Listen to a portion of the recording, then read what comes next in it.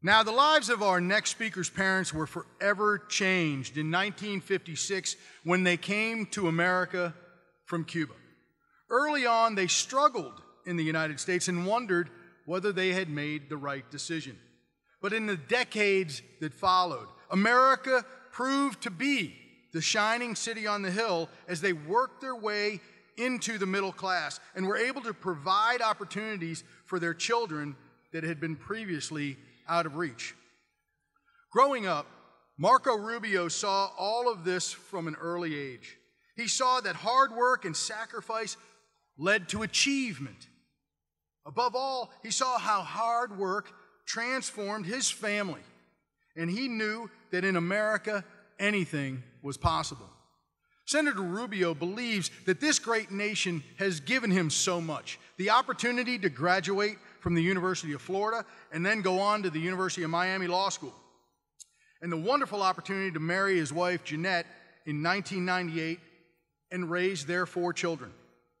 And the chance for both of them to give back through public service as a West Miami City Commissioner, a state legislator who rose to become Speaker of the House of Representatives in Florida, and since 2011 as a United States Senator.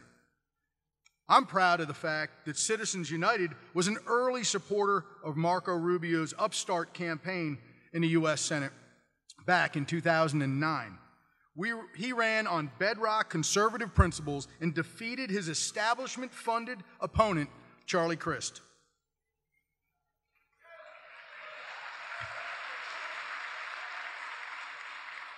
That one's a hard one to forget.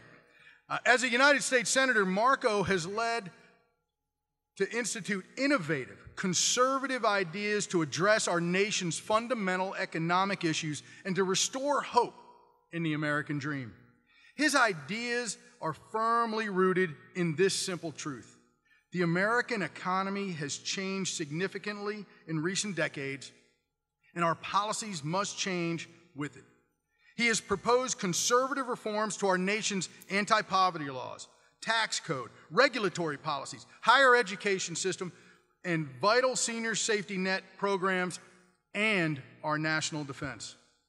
Across America today, too many people are wondering if the American dream is still possible.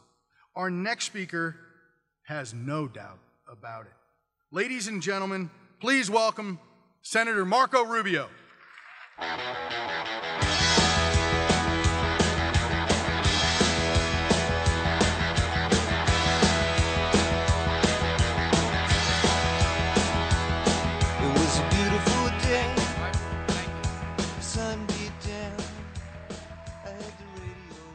Wow, there's people on the balconies all the way on the top. Great. Thank you for having me.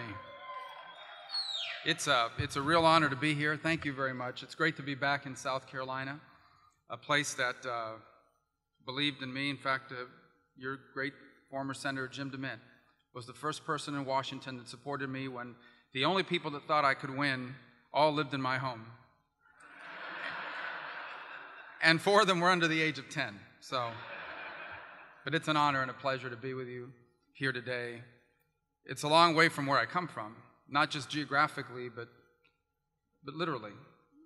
You know, both of my parents were born into poor families in Cuba. My father never really got to go to school, by the way. When he was 9 years old, his mother passed away, and he had to go to work. He would work for the next 70 years of his life. My mother was one of 7 girls that were raised by a disabled father who had polio when he was a child, and he really struggled to provide for them. They met, they got married, they worked hard, they tried as much as they could, but they were like most of the people that have ever lived. No matter how hard they tried, they couldn't get ahead because they didn't come from a rich or politically connected family. So in 1956, they made the decision to leave behind the only country they had ever known and come to the one place on earth where people like them could have a chance. Here in America, my parents never became rich or famous. They worked hard and they persevered. My father was a bartender. My mother was a cashier, a maid, a stock clerk at Kmart. Like I said, they were never rich or famous, but they were successful. They were successful because just less than a decade removed from that despair that I described to you, they found good jobs. They owned a home, they raised a family, and they left all 4 of their children better off than themselves. They lived what came to be known as the American dream. Their story's not that unusual in the 20th century. The 20th century is known as the American century. For starters, because America was the most powerful nation on the earth, called upon not once but twice to help the world confront and defeat evil.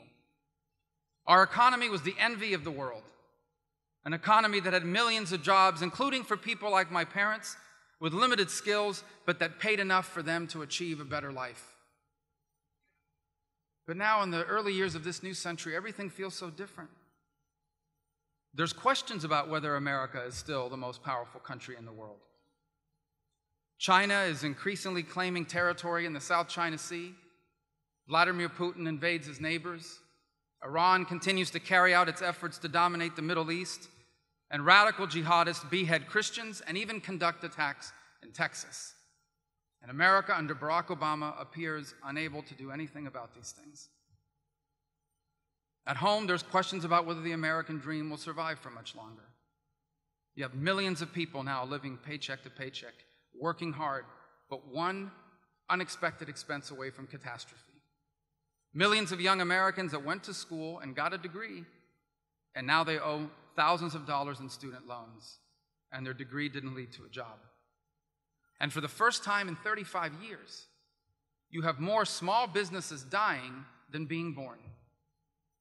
So why is this happening? Why is this happening to the greatest nation on earth?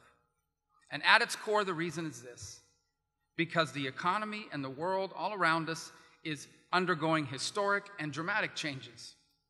But we are still led by too many people who are trapped in the past, by ideas that no longer work. What it reminds us is that we are at a hinge moment in our nation's history where we must decide whether we will embrace the future and confront its challenges or be left behind by history. And if we choose to embrace the future, I want you to believe, as I do, that the 21st century will not just be as good as the 20th century, it will be better. And the American dream will not just survive, it'll reach more people and change more lives than ever before. But to do this, we have to wake up to the reality that yesterday is over, that the time has come to turn the page, to be proud of our history, but to embrace our future. America's always been about the future, and put in place an agenda that allows us once again not just to reclaim the American dream, but to expand it, to reach more people and change more lives than it ever has. It begins by accepting the mantle of global leadership, by understanding that we have to, because there's no nation in the world that can do it instead of us. And that begins by having the strongest military power in the world.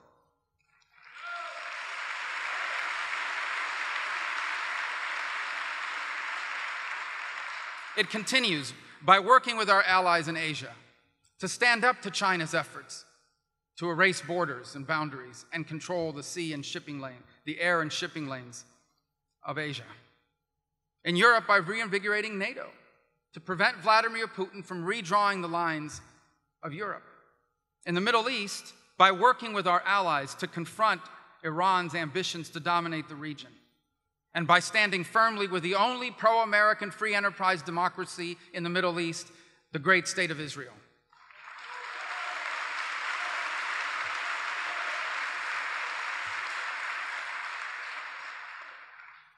And perhaps as important as anything else, by rallying the world not just to contain radical jihadists, but to defeat them.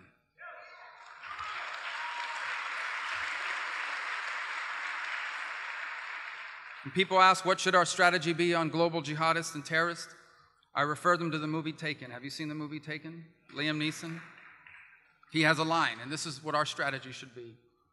We will look for you, we will find you, and we will kill you.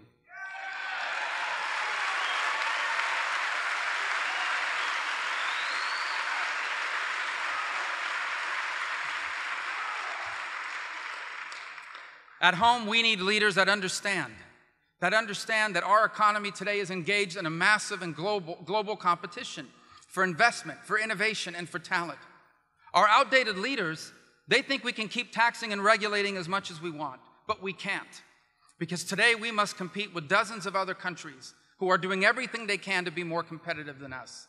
And that's why we need reforms to our tax code and to our regulations, so that America once again becomes the best place in the world to work, to start a business, or to invent a new product.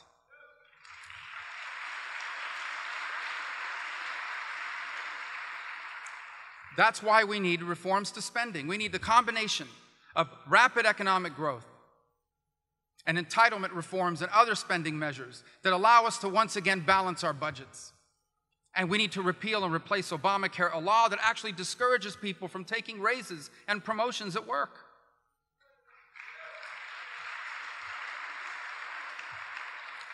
We also need leaders that understand that in the 21st century, the best paying jobs of this new century require more skills than ever before.